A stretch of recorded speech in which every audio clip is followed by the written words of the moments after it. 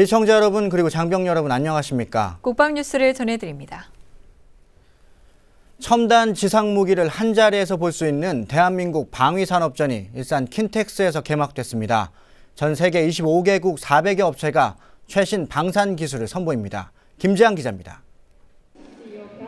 2014 대한민국 방위산업전이 24일부터 27일까지 일산 킨텍스에서 열립니다.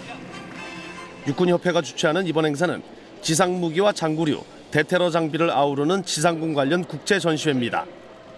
25개국 400여 개 업체가 1,300여 개 부스를 마련해 참가합니다. 이번 전시회는 방위산업 증진과 국내 기술의 해외 수출 활성화를 위해 마련됐습니다. 24일부터 26일까지를 비즈니스 데이로 정해 다양한 방산 수출 거래가 활발하게 진행됩니다. 특히 K2 전차와 K9 자주포, K21 장갑차 등 국산 장비들의 해외 수출 마케팅 기회가 될 것으로 전망됩니다. 육군협회는 이를 위해 세계 10여 개국의 육군 참모총장과 국방 관련 주요 의사결정권자들을 초청했습니다. 한류 방산 수출 1조 원 시대를 맞이해서 우리나라의 우수한 무기와 장비, 물자를 더욱더 홍보하고 더 수출을 통해서 우리의 방산의 모든 분야를 발전시키고자 하는데 그 의의가 있겠습니다. 27일엔 육군 군악대와 의장대 시범을 비롯해 장비 탑승 등 다양한 행사가 마련됩니다. 또한 한국전략문제연구소와 국방과학연구소는 25일과 26일 미래 전장 상황에서 지상군 역할과 지상무기체계 발전 방향이란 주제로 국제학술회의를 개최합니다. 국방뉴스 김재한입니다. 아시아 태평양 지역 18개 나라가 참가하는 아세안 확대 국방장관회의 PKO 분과회의가 24일부터 사흘 동안 롯데호텔에서 개최됩니다. PKO 정책과 현안, 협력활동 방안을 논의하는 등 다양한 행사가 진행됩니다. 윤현수 기자입니다. PKO, 즉 평화유지활동 분과회의가 24일 4일간 일정으로 개최됐습니다. PKO 분과회의는 아세안 확대 국방장관회의 예하 전문가회의체로 우리나라는 지난해 8월 캄보디아와 함께 공동의장국으로 선출된 바 있습니다. 이번 회의에는 유엔 사무국의 평화유지 활동국 전문가가 직접 참석해 유엔의 주요 PKO 정책과 현안에 관해 설명할 예정이며 공동경비구역과 국제평화지원단 PKO 상비부대 방문, PKO 협력 방안 토의 등 회원국의 평화유지 활동 능력 향상을 위한 다양한 활동도 진행됩니다. 백승주 국방부 차관은 개회사에서 지난 3년간 PKO 임무 수행을 위해 요구되는 능력과 제기되는 도전에 대해 회원국 간 의견을 교환해왔으며 협력 기반을 성공적으로 구축해왔다고 강조하며 이런 노력들이 향후 국가 간 신뢰와 상호 발전이라는 결실로 이어지기를 기원한다고 밝혔습니다. 국방부는 아세안 확대 국방장관회의 PKO 분과회의 공동의장국으로 활동하는 기간 동안 유엔과 회원국의 PKO 정책과 활동에 대한 상호 이해를 높이고 회원국 간 PKO 교육체계와 능력 향상을 위한 협력 활동을 지속적으로 전개할 예정입니다. 국방뉴스 윤현수입니다. 83회 방위사업추진위원회에서 한국형 전투기 개발사업 기본계획을 승인했습니다. 지난 2002년 소요 결정 이후 13년 만에 사업에 착수하게 됐습니다. 오상현 기자의 보도입니다. 24일 한민구 국방부 장관 주관으로 열린 83회 방위사업추진위원회에서 한국형 전투기 체계개발 기본계획이 승인됐습니다. 지난 2002년 필요하다고 결정한 지 13년 만입니다. 이에 따라 다음 달 중에 입찰 공고를 내고 12월까지 우선 협상 대상업체와 협상을 완료해 연내에 체계개발을 착수할 예정입니다. 국내 업체 주도의 국제 공동 연구개발로 추진되고 총 사업비는 9월 말 발표되는 한국국방연구원의 비용 검토 결과를 바탕으로 기획재정부와 협의를 거쳐 확정할 계획입니다. 총 사업비가 결정되면 우리 정부가 60%, 인도네시아 정부가 20%, 나머지 개발업체 등에서 20%의 개발 비용을 부담합니다. 방위사업청은 한국형 전투기 탐색 개발 결과 쌍발 엔진의 F-16급 전투기를 개발하는 데 필요한 기술의 90%는 확보했다고 판단하고 부족한 기술은 로키드 마틴사와 기술협력 합의 등을 통해 충족시킬 수 있을 것이라고 밝혔습니다. 첫 시제기는 오는 2025년 출고를 목표로 하고 있습니다. 이번 방사추위에서는 총 사업비 7조 3,418억 원을 투자해 오는 2018년부터 21년까지 F-35A 전투기 40대를 확보하는 FX 사업의 협상 결과도 보고됐습니다.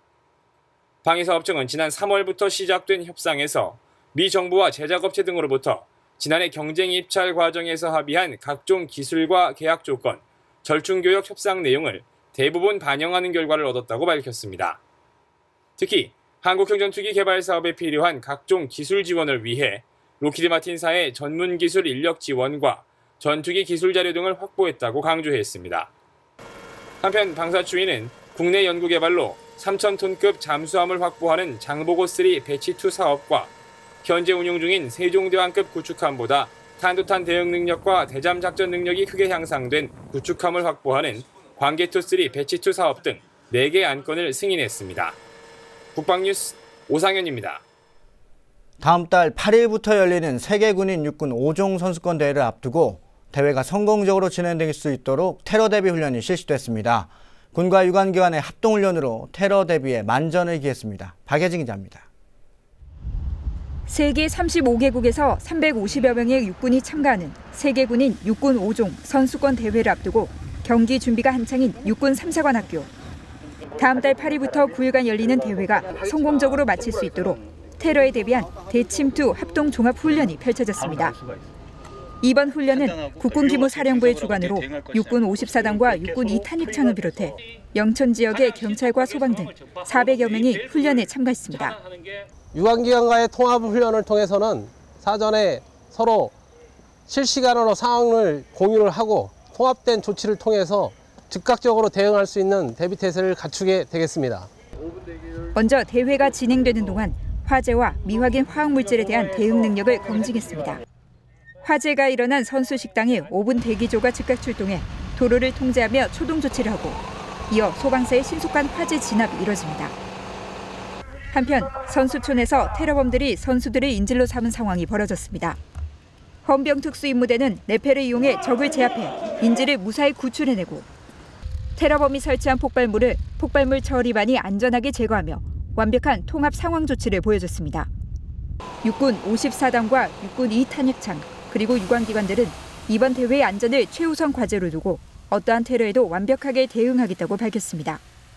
국방뉴스 박예진입니다. 육군 2기갑여단이 임진강 일대에서 도하훈련을 실시했습니다. 공병과 육군항공 등 협조부대와 제병 협동작전을 펼치며 실전 감각을 키웠습니다. 송민아 기자입니다. 경기도 파주시 임진강 일대 희뿌연 연막이 피어오르고 보트를 탄 대원들이 강 건너로 이동해 경계작전에 들어갑니다. 육군항공의 헬기가 공중을 엄호하는 가운데 106 기계화 보병대대의 장갑차가 강습 도하를 시도합니다. 부교의 일부분인 문교에 실린 전차 석 대가 신속히 건너가고 본격적인 부교 설치가 진행됩니다. 육군 2기갑여단 106 기계화 보병대대는 지난 15일부터 열흘 동안 전시 임무 능력을 향상시키기 위해 실제 하천을 극복하는 훈련을 했습니다. 부대는 이번 훈련을 위해 도하작전 수행 절차 교육을 포함해 수상 조종 훈련과 도하작전 간 통신 운영 등 다양한 교육을 반복 숙달해왔으며 이번 훈련에서 도하중대와 화학연막 중대 등 협조부대와 연계해 실전을 방불케 하는 작전을 펼쳤습니다. 대대는 공세행동부대로서 어떠한 조건에서도 임무를 완수할 수 있는 전투준비태세를 갖추고 있습니다. 특히 근본 임진강 도하작전을 통해 육군항공, 전차, 방공, 공병과의 제병협동 전투 능력을 배양하였으며 어떠한 하천 장애물도 주저없이 급속 도하할 수 있는 자신감을 갖게 되었습니다. 강가에 접한 부교의 마지막 부분이 펼쳐지고 임진강을 가로지르며 전차와 방공 장비가 신속히 강을 건넙니다. 부대는 앞으로도 도하작전 수행에 필요한 훈련을 반복 숙달하며 실전 감각을 유지하고 전투준비 태세를 확립해 나간다는 계획입니다. 국방뉴스 송민아입니다. 국방과학연구소가 국방과학기술연구회 산하 정부 출연 연구기관을 초청해 인력교류 활성화 방안 설명회를 개최했습니다. 국방과학연구소는 한국기계연구원과 한국전자통신연구원 등 25개 정부 출연 연구기관을 초청해 설명회를 가졌습니다. 설명회에서 과학자들 간 융합을 통해 민군 기술 협력을 활성화하고 새로운 창조 경제의 길을 모색하기 위해 인력 교류의 문턱을 낮추기로 했다고 국방과학연구소는 전했습니다. 이번 인력 교류 설명회는 국방과학연구소와 정부 출연 연구기관 간의 문턱을 없애는 인적 교류의 신호탄으로서 향후 민간과 국방의 우수한 기술력이 융합하여 자주국방뿐만 아니라 창조경제에도 기여할 수 있을 것으로 기대합니다. 참석자들은 체계 개발과 핵심 기술 연구 개발 참여, 실무 연구 인력의 소통 활성화 방안 등 4가지 주제를 통해 인력 교류 활성화 방안을 다각적으로 모색했습니다. 국방뉴스 특별기획 훈련병의 본격 충무공의 후예를 꿈꾸며 입영 행사를 마치고 해군의 출발점에 들어선 618기 훈련병들의 첫 하루는 어땠을까요? 모든 걸 새로 시작해야 하는 만큼 이것저것 해야 할 일이 많았던 기나긴 하루였습니다.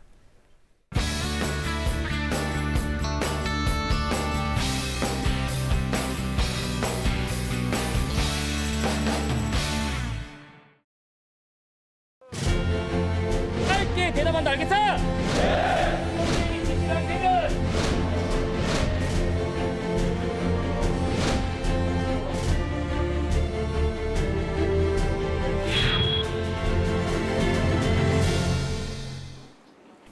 해군의 출발점에 들어선 순간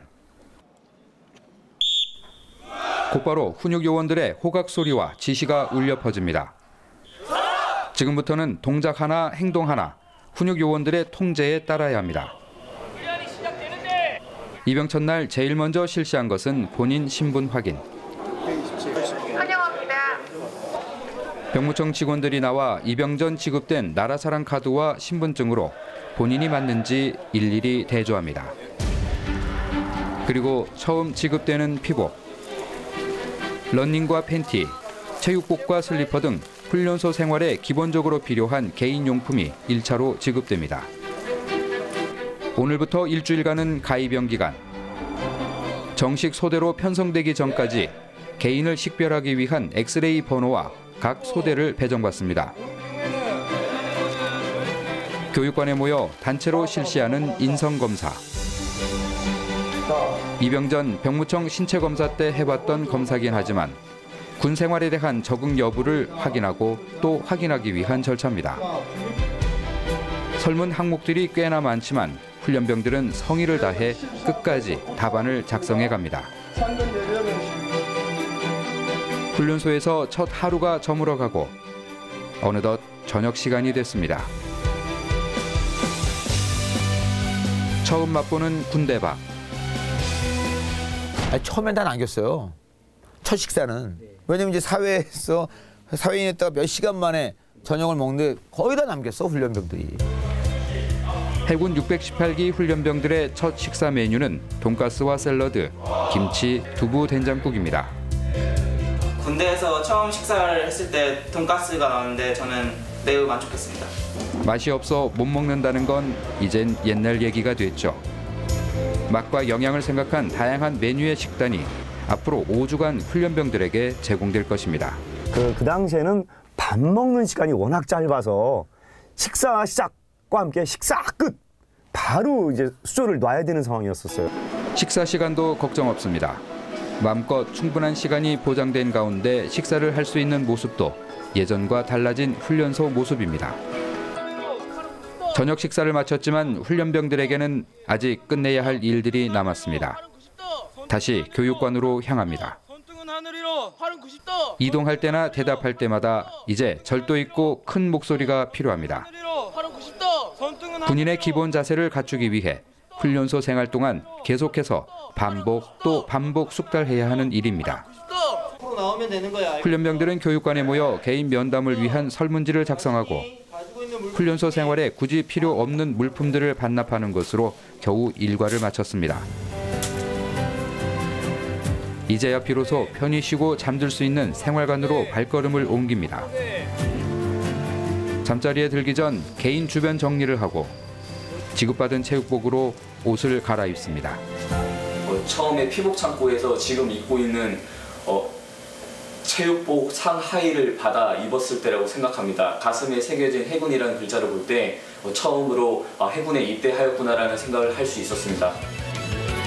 훈련소에 깊은 어둠이 내려앉았습니다. 긴장감과 설레임으로 시작한 훈련소 생활.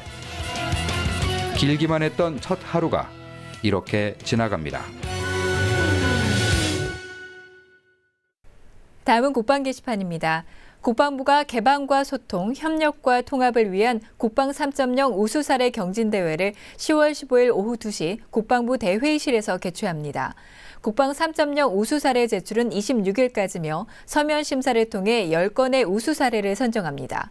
우수과제 추진 유공자에 대해서는 장관 표창과 함께 인사고과 등의 인센티브를 부여합니다. 국방기술품질원이 24일 공군회관에서 방위사업청과 각군, 연구기관, 방산업체 등 관계자 300여 명이 참석한 가운데 2014 절충교역 발전 공개토론회를 개최했습니다. 올해로 8회째를 맞는 이번 토론회에서는 국가 간 연계무역인 절충교역으로 획득한 기술의 활용 성과를 발표하고 성과평가 제도 개선에 대해 논의했습니다. 한국해양전략연구소와 해군본부가 2014년 해양학술 논문을 공모합니다. 수령 이하의 간부와 사관생도를 대상으로 하며 해양안보, 해양사, 해양경제 등을 주제로 작성하면 됩니다. 30일까지 우편과 메일을 통해 접수하고 시상식은 11월 11일 열리며 최우수 500만 원, 우수 300만 원, 작년은 100만 원의 상금이 수여됩니다. 육군 정훈공보실에서 2014년 군악 특파 장교를 선발합니다. 지원 자격은 4년제 대학 음악 전공자나 5년 이상의 음악 활동 경력이 있어야 하며 임관한 지 1년 이상인 중위와 대위입니다. 접수는 24일부터 11월 7일까지며 11월 26일 합격자를 발표합니다. 선발 시험과 지원서 관련 문의는 육군본부 정훈공보실로 하시기 바랍니다. 일산 킨텍스에서 육군협회가 주관하는 대한민국 방위산업전이 오는 27일까지 열립니다. 네, 이번 전시회를 통해서 우리 군의 첨단 장비와 기술을 해외에 수출할 수 있는 방산 수출 활성화의 기회가 될 것으로 기대됩니다. 국방뉴스를 마칩니다. 시청해주신 여러분 고맙습니다.